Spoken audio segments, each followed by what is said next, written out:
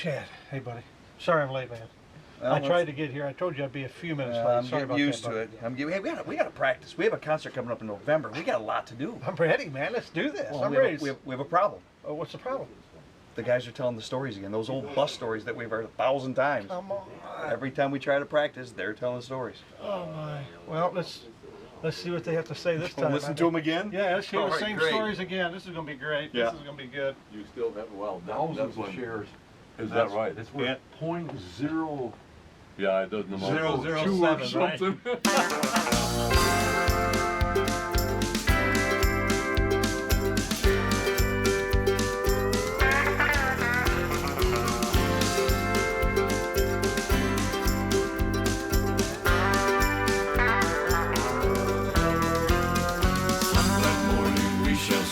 Jesus in the air, coming after you and me, joy is ours to share. What rejoicing there will be when the saints shall rise, headed for that jubilee yonder in the sky. People ask, how did the Heralders get started? Well, it all started back in the early 60s, I think 1962, in my basement. Matter of fact, Ken Dykstra and his brother Jim built a track in my basement out of wood so we could race slot cars. And we had people coming from all over with a little suitcase full of slot cars. You can probably remember the days when slot cars were popular. And one day Jim said, hey, did you hear the Blackwood Brothers over at the Civic Auditorium the other day? Man, they played such and such song, whatever it was, I don't remember what it was. And he says, I can play the piano just like that. Jim, you can play the piano? You're kidding, I didn't know that. He said, yeah, I can play it note for note. Man, we ought to start a quartet sometime. Ken says, yeah, that'd be fun.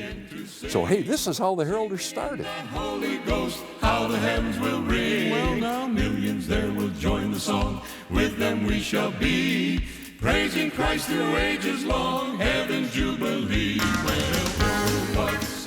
The Lord has blessed us in so many ways. I can remember signing the first record contract with Diadem Records over on Plainfield Avenue.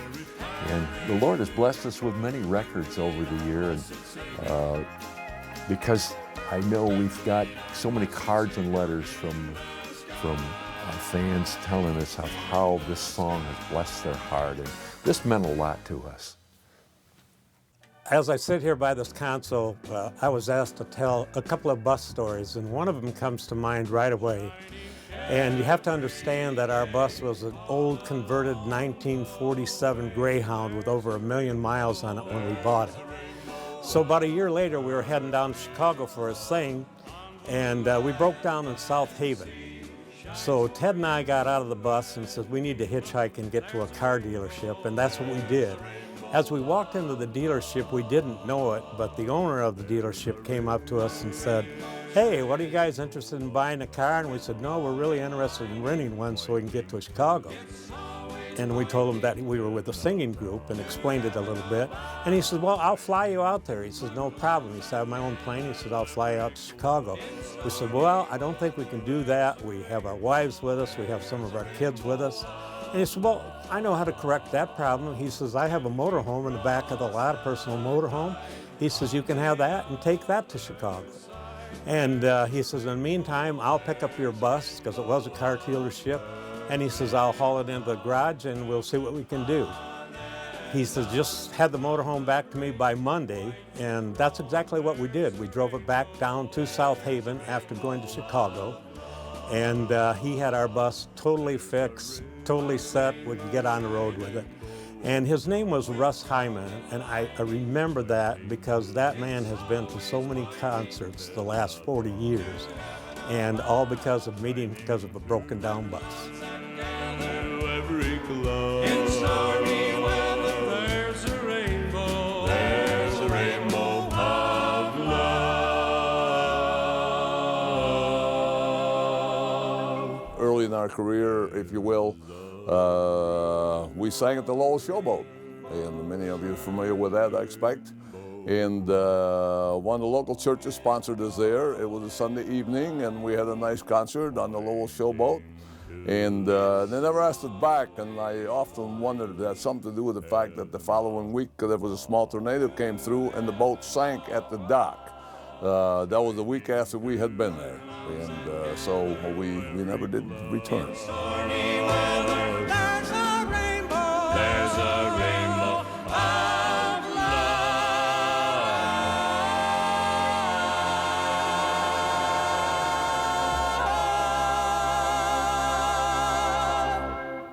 A memorable experience for me was way back when we were singing, and Ted and I were in the food business at that time, and we were at a food show, and a couple of our friends were talking to us.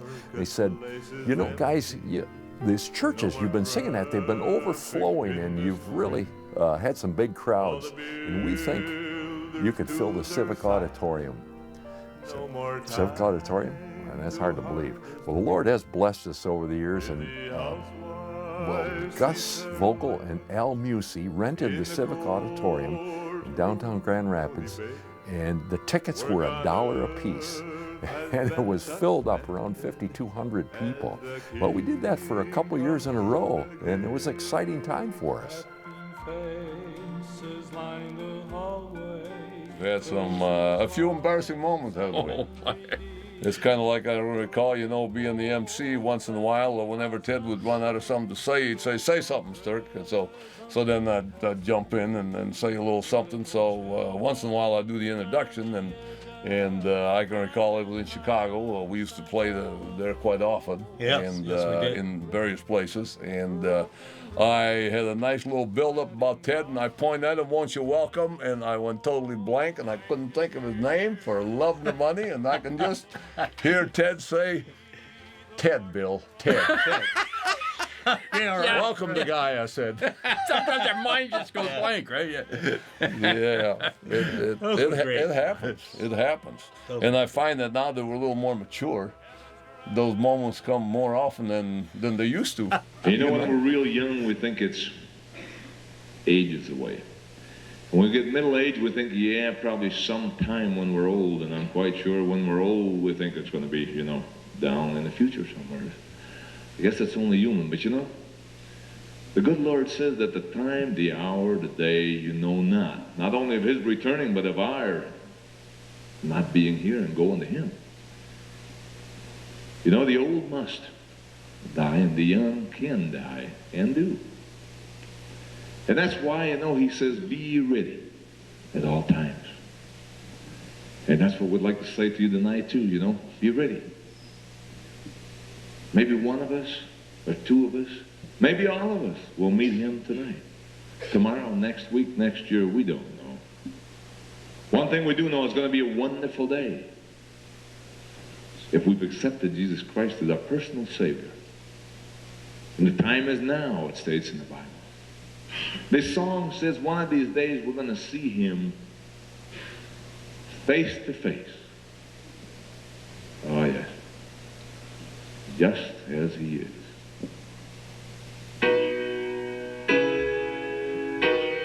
We shall see Jesus just as he is.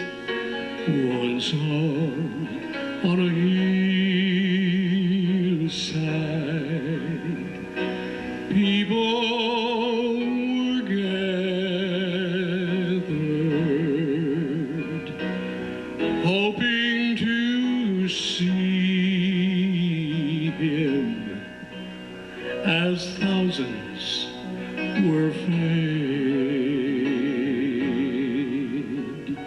He touched the blind eyes, healed broken spirits, moved with compassion, raised up the dead. Maury James, very versatile fella. Maury's also up in heaven already. And, you know, he, what, been 2 years now, I think? Maybe even three. Maybe even three. Yeah, Maury you know, was a time fun guy. flies by, and anyhow, I run the condo here some years back, 4, 5, 6, 7 years ago. Said the Maury, you ought to come down for a week. So he did, and in the meantime, there was a restaurant. It was kind of a cafe type thing, and I had scouted that out and had dinner there one night, and they had a little band, a little country band playing there.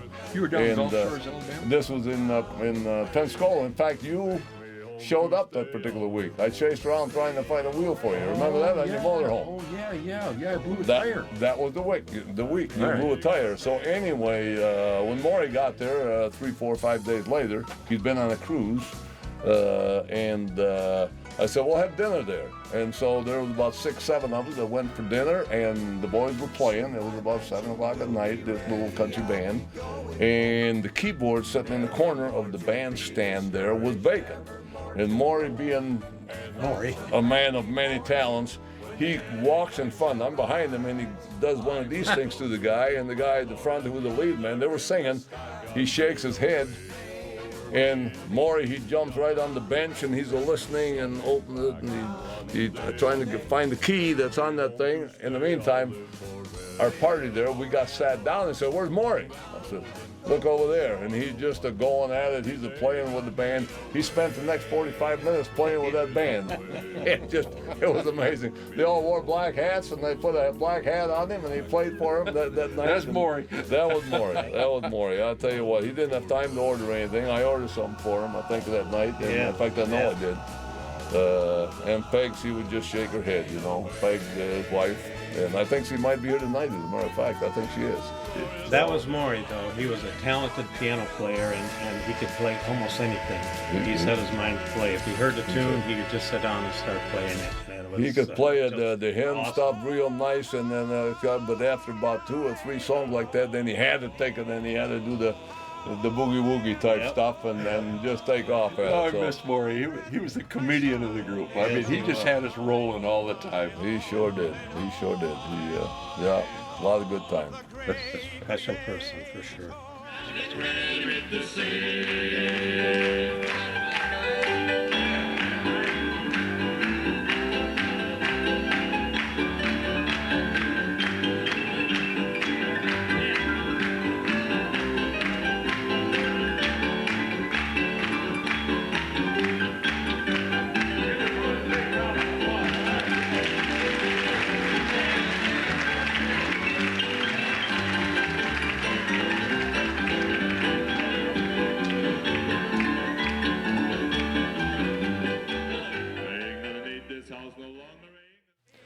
You know, over the years, we used to sing a lot of programs in a month, like Yes, we did. 12, 13, 14. One sticks out in my mind is the time we went to Detroit. Recall that? Yes, I do recall that. You're probably talking about Ebenezer Baptist Church. And You're right. you, after working an 18-hour day, we were there for a 7 o'clock thing, and we're all sitting on the front row ready to be introduced. And I look over to Bill, and he's sleeping. Yeah. This guy's sawing logs. Yeah. He said, "Now we're going to welcome the Heralders Quartet." Hey, Bill, wake up. Wake up. We're going to get up there. It was a rude awakening. I kind of recall that. Yeah. Yes, and you did a great job. What more can you say? Yeah. Many, many years ago, in fact, as we have an album cover with a suit on it that we had, a total white suit. We were singing at the Fine Arts Facility, their gymnasium section, and we were introduced, the Heralders Quartet, welcome. We had 5 steps to climb. I was the first one to climb up on the steps, hit the top step wrong, and slid all the way across the stage with my nice white suit on and dusty old stage. And if that isn't bad enough, several years later, then I fell off the stage and got a concussion. So as some of them put it, I'm either falling on the stage or falling off the stage. But anyway, that's a true story.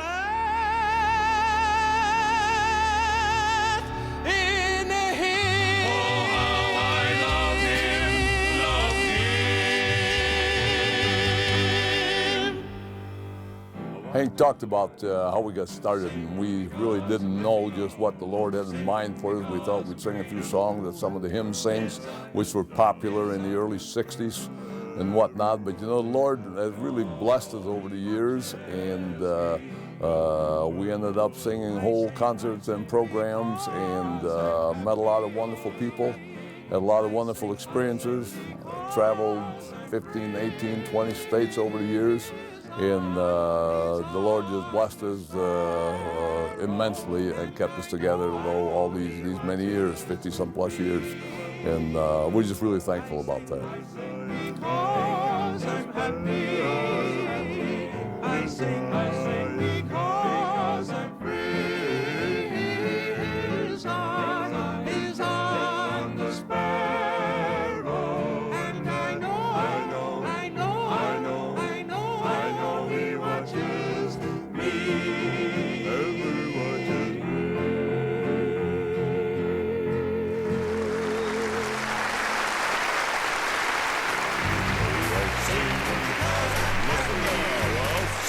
Because I'm free. His eye on the sparrow, and I know he watches me. Sing because I'm happy. Sing because I'm free. His eye on the sparrow, and I know he watches me. I sing